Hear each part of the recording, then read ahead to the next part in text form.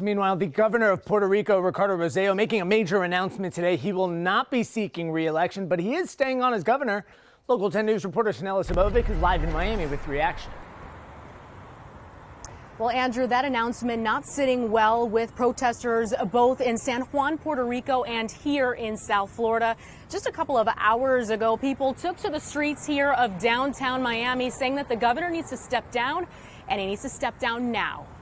He cometido errores y me he disculpado.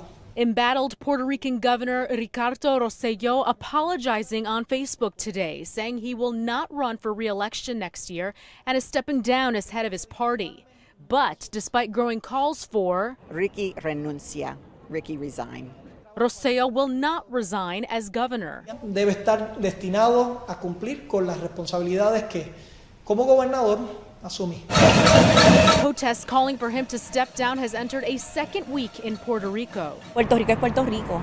It's been my beautiful island. I'm very sad, I'm very angry. And this evening in downtown Miami, protesters outraged. I mean, he cannot govern a people that don't want him to govern them. Right now, we're all united under the party of fury, and that we will not stop until this guy is taken out. Mass protests erupted in Puerto Rico after nearly 900 pages of private chats between the governor and his inner circle have leaked. The messages were laced with profanity that included misogynistic and homophobic messages targeting fellow politicians, members of the media, celebrities, and mocking victims of Hurricane Maria. Puerto Ricans are suffering. They were suffering before the storm, but after the storm, it's totally devastating. When the monies were supposed to go towards the infrastructure of your island after Hurricane Maria, especially education for the children, and now they're being connected with contracts, with the friends, with, family, etc. What kind of trust can the people have in his government?